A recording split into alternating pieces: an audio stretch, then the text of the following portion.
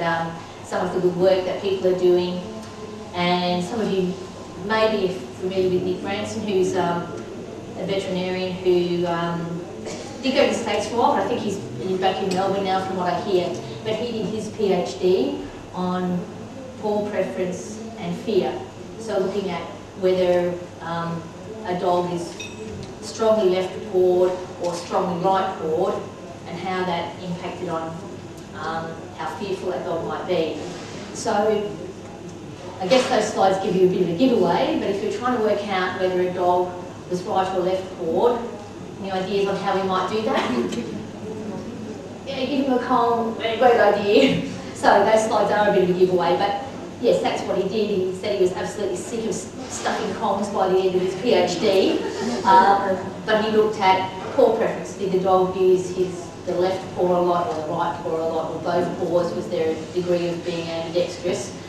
And they had a surprising finding, and what they found was if the dog was either strongly left-pawed or strongly right-pawed, there seemed to be a reduced predisposition towards fearfulness, and the way he assessed fearfulness was response to a noise, CD, storms, and those sorts of things. So I just thought I'd mention that as an aside, because I think some of this research is really interesting, and it might be an interesting thing for you to go home and test out with your own dogs, get their Kong out, stuff it, and have a think.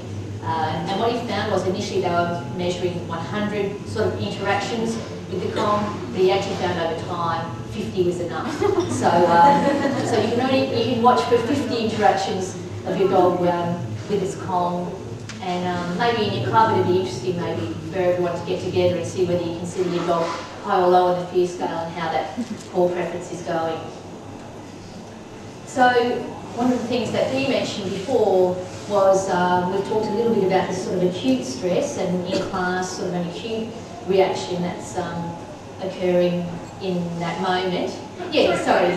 Back up slightly. So is right paw more stressful or less stressful? So as long as the dog was either strongly right-pawed or strongly left-pawed, that is my thing, isn't it? As long as it was strongly right or strongly left, there appeared to be less of a predisposition towards fear. It was those dogs that were sort of ambidextrous, that used a bit of left, a bit of right, where the fear response seemed to be. Yes, Dee mentioned before, size of conscience couldn't be bothered and we don't really care, it's not going to bring out our best. So in that way, when we're dealing with dogs, I think we can think of stress as actually being a positive. It's not always a negative sort of scenario.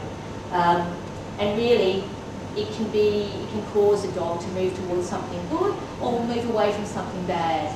And as far as survival goes, that's obviously good news. And sometimes when we're working with dogs, it can actually be a plus as well. And yes, it generates arousal. So by arousal, we'll talk a little bit more about that in a moment. And the first part of this talk is a little bit about some of the neurophysiology, and then we'll get that stuff out of the way and move on to, I guess, a part that hopefully we're going to be a little bit more interactive, because one of the pluses I think of coming and talking to events like this, especially with a room full of people where I know very few faces, is that I like to go away from events such as this with some feedback from you guys. It's very rare I don't learn something, so that can be a real bonus.